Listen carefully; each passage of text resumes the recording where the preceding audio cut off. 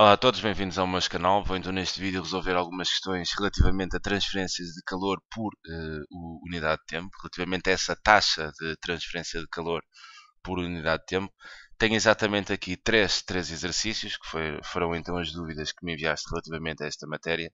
Resolverei então cada um dos problemas num slide individual. Bem, na questão número 4 tens o seguinte: um forno tem uma porta de vidro com 50 cm de comprimento, 30 cm de largura e 10 milímetros de espessura. Sabe-se que a condutividade do vidro é exatamente igual a 0,85 watts por graus centígrados. Calcula então a quantidade de calor que atravessa a porta de vidro por unidade de tempo quando o interior do forno está a uma temperatura de 230 graus e a temperatura ambiente é então de 20 graus. Quer dizer, tu aqui queres então a quantidade de calor que atravessa a porta de vidro, neste caso, por unidade de tempo. Quer dizer, para resolver isto tens exatamente aqui uma fórmula, que é a quantidade de calor por intervalo de tempo é exatamente igual ao índice de condutividade térmica, que é exatamente este K, vezes a área de contacto, vezes a variação da temperatura, quer dizer, mas absoluta, ou seja, em módulo, a dividir exatamente pela espessura do material. Sendo assim, é uma questão de retirar aqui os dados, porque penso que será só encaixar aqui na forma. Quer dizer, tens que o índice de condutividade térmica é exatamente igual a 0,85 watts vezes metro menos 1, né? Vezes graus centígrados menos 1. Tens que a área, quer dizer, a área, há de ser a área aqui, que está, a área de contacto aqui da porta do vidro, onde tens 50 cm de comprimento e 30 de largura. Terás de ter aqui um cuidado especial porque, quer dizer, as unidades aqui do Sistema Internacional, e repara aqui neste K, que é o índice de condutividade térmica, isto está em metros. Então terás que fazer aqui a redução, quer dizer, tens 50 centímetros relativamente ao comprimento, o que relativamente a metros será exatamente 0,5 metros. Tens ainda aqui a largura, que serão 30 centímetros, o que em metros serão exatamente 0,3 metros. E tens ainda aqui a espessura, que também obviamente terá que vir em metros, que é exatamente igual a 10 milímetros, e 10 milímetros são exatamente 0,010 metros. Quer dizer, eu devo colocar aqui 50 centímetros, 0,50 e aqui 0,30. Isto porque terás de ter atenção, obviamente, ao número de algarismos significativos. Sendo assim, a área há de ser aqui, tens uma porta de vidro, né? A área é comprimento vezes a largura. Então, aqui no comprimento terás 0,50 vezes a largura, que será então 0,30. Quer dizer, isto dá exatamente igual.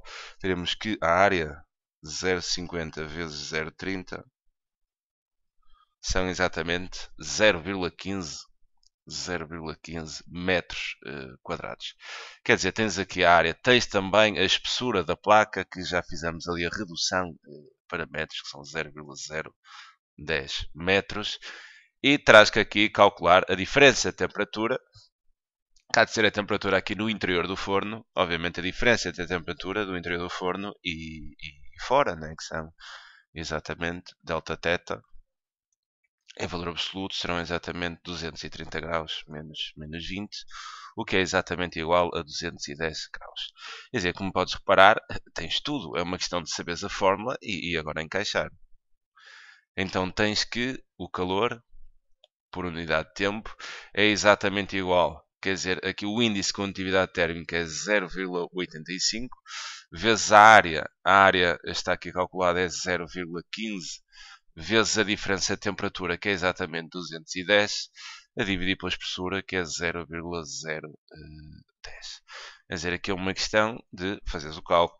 Farei então o cálculo aqui, 0,15 vezes 0,85 vezes 210, e agora vou então dividir isto por a espessura, que é 0,010.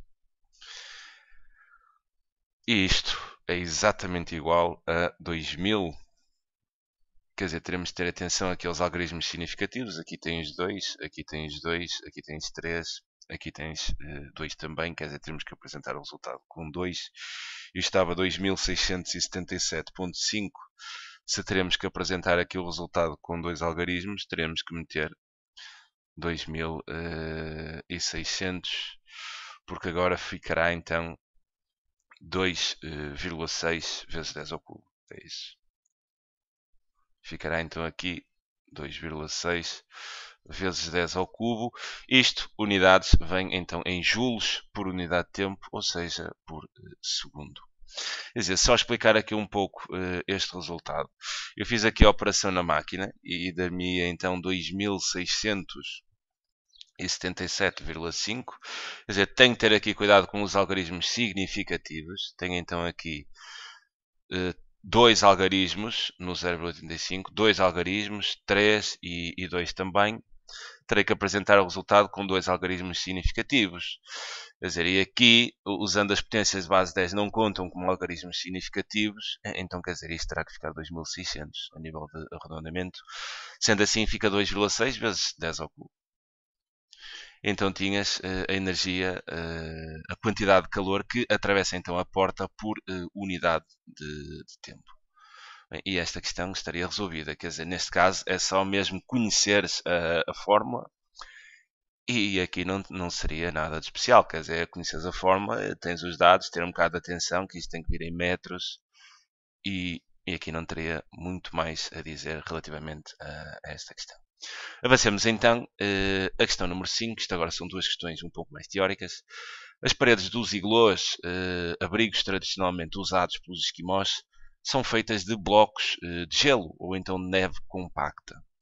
Se num iglô o gelo fosse substituído por betão, a espessura da parede do iglô deveria ser maior, para que, considerando uma mesma diferença de temperatura entre as faces interiores e exteriores dessa parede, e a energia transferida por unidade de tempo fosse a mesma. Quer dizer, a conclusão se pode retirar desta informação. Bem, eu vou só colocar aqui exatamente a forma para te poder explicar um pouco o que é que se está a passar aqui. Quer dizer, temos então que a quantidade de calor por unidade de tempo é exatamente igual ao índice de condutividade térmica vezes a área vezes a variação de temperatura absoluta, a dividir então pela espessura do material que faz então essa mesma transferência. Teremos aqui um caso onde eu vou colocar aqui a parede do iglô em gelo, quer dizer, este caso é aqui o gelo. E deverá-vos observar a seguinte situação. Teremos que explicar porque é que a parede, se for de gelo, terá uma determinada espessura e, por exemplo, no caso de ser de betão, quer dizer, a parede teria que ter uma espessura um pouco maior.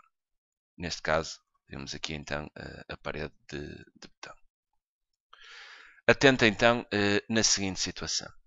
Quer dizer, eu penso que não tens dúvidas, neste caso, em perceber que entre o gelo e o betão, quer dizer, o betão, sendo metal, né, e sendo metal um bom condutor, neste caso o betão terá um índice de condutividade térmica maior do que o gelo.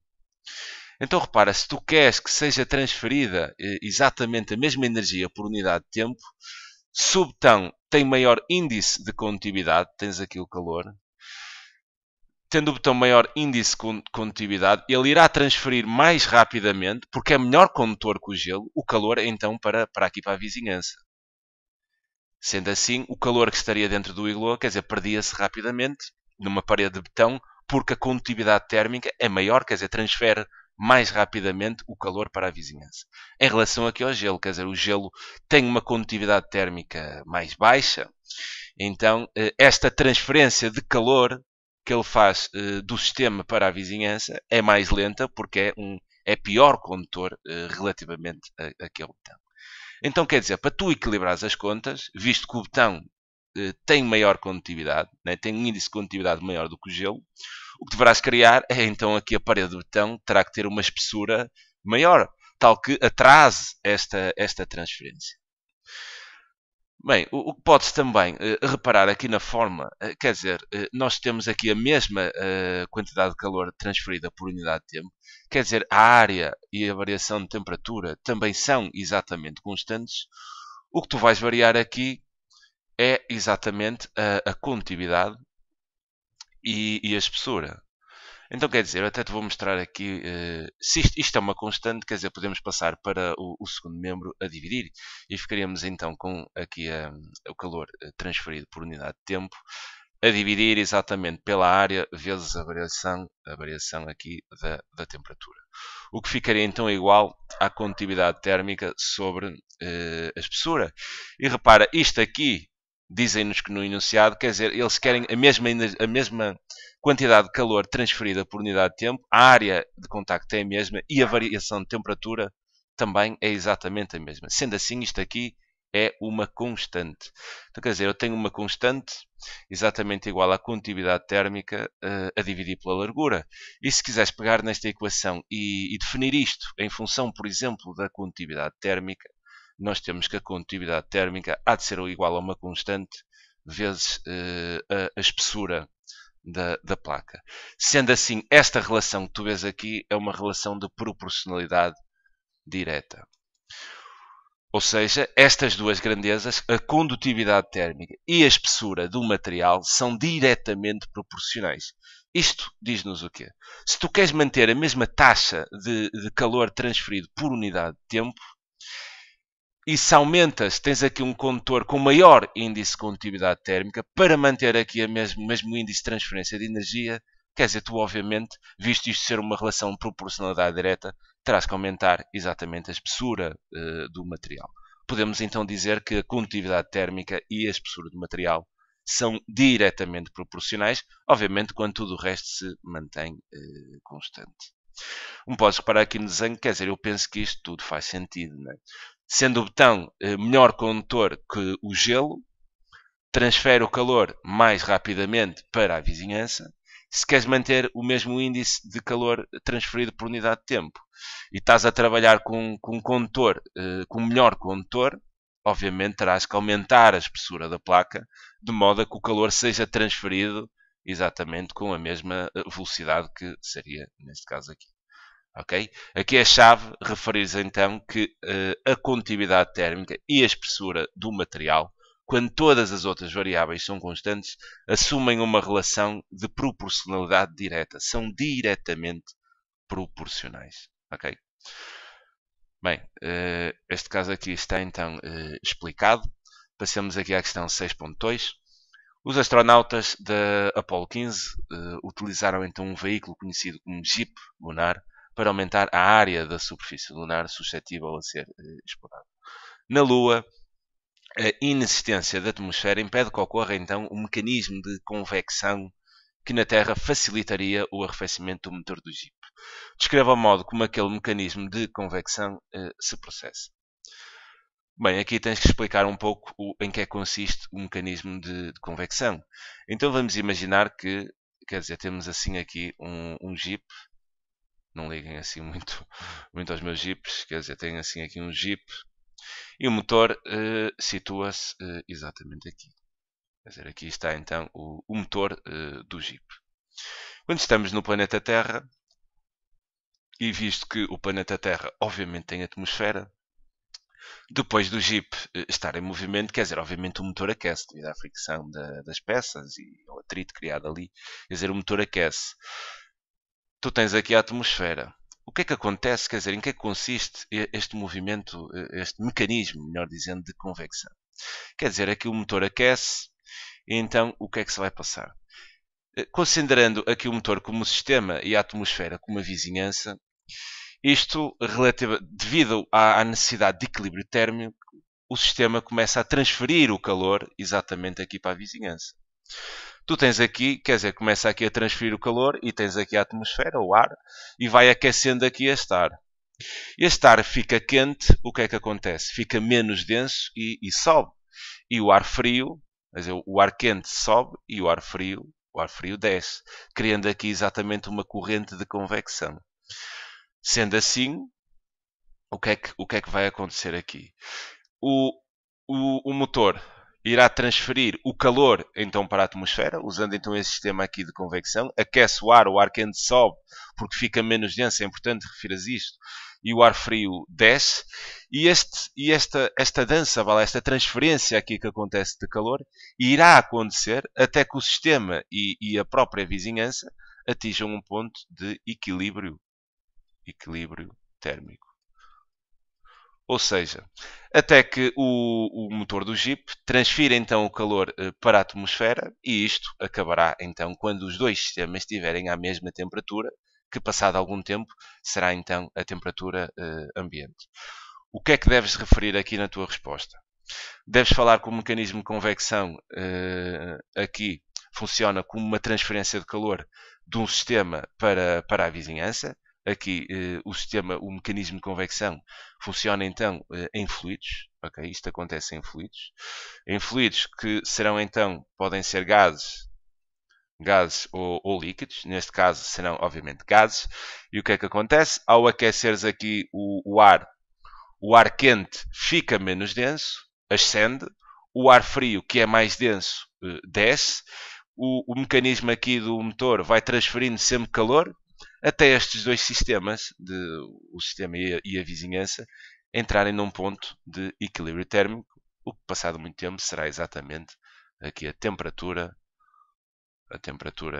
ambiente. Deverás então, na tua resposta, referir todos estes pontos-chave.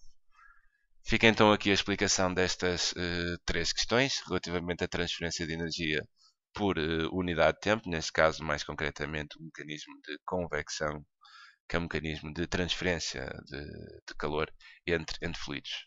Okay? Fica então aqui a sugestão para estas três questões. É sempre um prazer enorme ajudar. Um grande abraço.